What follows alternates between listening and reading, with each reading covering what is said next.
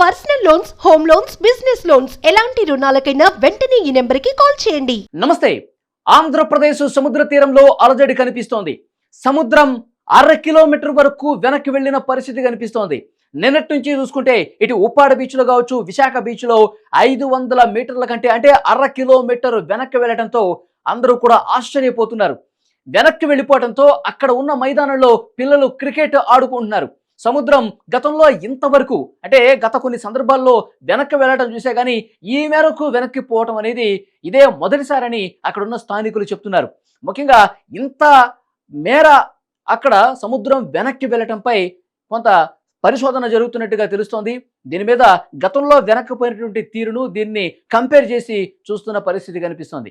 ముఖ్యంగా గత కొన్ని రోజులుగా ఆంధ్రప్రదేశ్లో ఎలాంటి సిచ్యువేషన్ ఉందో మనం చూస్తున్నాం. అల్పపీడనాలు, వాయుగుండాలు ఏర్పడి అది తుఫానుగా మారి భారీ నుంచి అతి భారీ వర్షాలు కురిసిన పరిస్థితి.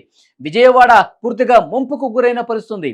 చాలా చోట్ల లోతట్టు ప్రాంతాలు పూర్తిగా జలమయమైన పరిస్థితి కనిపిస్తోంది. సో ఇలాంటి సిచ్యువేషన్లో ఒక పక్క ఈ విధంగా వర్షాలు పడుతూ ముంపుకు గురవుతున్నటువంటి పరిస్థితి, మరొక వైపు సముద్రం ఈ విధంగా గతంలో ఎప్పుడూ లేనట్లుగా వెనక్కి వెళ్ళటం మీద చాలా అనుమానాలు వ్యక్తమవుతున్నాయి. గతంలో కొన్ని సందర్భాలు ఒకసారి ఇక్కడ మీకు పరిచయం చేస్తే గనక ఎప్పుడైతే సముద్రం వెనక్కి వెళుతుందో అప్పుడు భారీ సునామీలు వచ్చిన చరిత్ర ఉంది. దేశ విదేశాల్లో ఇలాంటి గణాంకాలు నమోదైన పరిస్థితి ఉంది. కాబట్టి సముద్రం వెనక్కి వెళ్ళడంతో గత కొన్ని రోజులుగా జరుగుతున్నటువంటి వాతావరణ మార్పులు కావచ్చు, ఆంధ్రప్రదేశ్ సముద్రంలో గత కొన్ని రోజుల పాటు కనిపిస్తున్నటువంటి ఈ సంకేతాలు సునామీకి ఏమన్నా హెచ్చరిక పంపిస్తున్నాయా?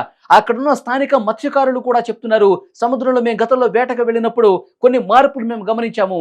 చాలా రోజుల వ్యవధిలోనే ఇప్పుడు ఇట్లా సముద్రం వెనక్కిపోవటం మీద కొంత అనుమానం కలుగుతుంది మాకు. ఇదేమన్నా ప్రమాదం కనిపిస్తుందా?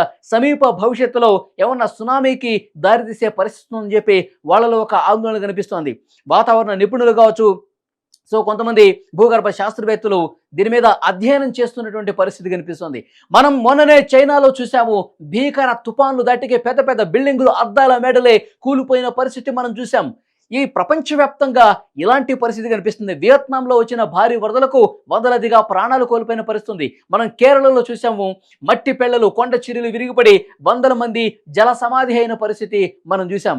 ఇప్పుడు కనిపిస్తున్నటువంటి ఈ వాతావరణ మార్పులు, ఈ సునామీ ఏమన్నా హెచ్చరికలు వచ్చినటువంటి పరిస్థితి గతంలో ఉంది. కాబట్టి ఇప్పుడు ఆంధ్రప్రదేశ్ సముద్ర తీరంలో సముద్రం 1/2 కిలోమీటర్ వరకు వెనక్కి వెళ్ళటం మీద చాలా అనుమానాలు కలుగుతున్నాయి. శాస్త్రవేత్తలు దీని మీద తప్పకుండా అధ్యయనం చేయాల్సిన పరిస్థితి ఉంది.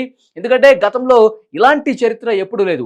300 మీటర్లు 200 మీటర్లు వెనక్కి వెళితే అక్కడ సముద్రం దానికి సంబంధించి గతంలో కూడా ఇలాంటి సందర్భాలు ఉన్నాయి. కాబట్టి ఇది సర్వసాధారణంగా సముద్రంలో సంభవించే మార్పులని భావిస్తున్నారు.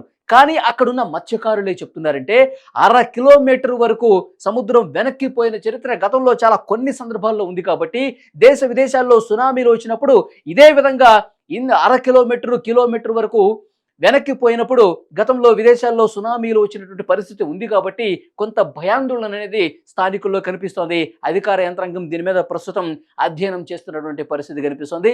చాలా ఎక్స్పీరియన్స్ ఉన్నటువంటి భూగర్భ శాస్త్రవేత్తలు వీళ్ళందరితో సమాలోచనలు జరుపుతున్న పరిస్థితి కనిపిస్తోంది. ఆంధ్రప్రదేశ్లో ఇలాంటి వాతావరణ మార్పులు గతంలో ఎప్పుడూ చూడలేదని చెప్తున్నారు. ఏం జరగబోతుందని చెప్పి ఒక ఆందోళన, ఒక ఆవేదన అయితే కనిపిస్తున్న పరిస్థితి కనిపిస్తోంది. అక్కడ పిల్లలు ప్రస్తుతం ఆడుకుంటూ ఉన్నారు. మేము ఎప్పుడు కూడా ఇంత అక్కడ సముద్రం వెనక్కిపోయి ఇంత స్పేస్ మాకు బీచ్లో ఎప్పుడు దొరకలేదని చెప్పి వాళ్ళు కూడా చెప్తున్నారంటే ఇక్కడ క్లియర్గా మనకు అర్థమవుతుంది ఏదో జరుగుతోంది. సముద్రం లోపల అక్కడ ఉన్నటువంటి లోపల ప్లేట్స్లో ఏమన్నా మార్పులు ఏమన్నా కనిపిస్తూ ఉన్నాయా? సముద్ర గర్భంలో ఏమన్నా అనుకోని ప్రమాదం ముంచుకొస్తుందా? ఇలాంటి అనుమానాలు కనిపిస్తున్నాయి. అయితే కొంతమంది భూగర్భ శాస్త్రవేత్తలు ఇప్పటికే కొంత సమాచారం ఇస్తున్నారు.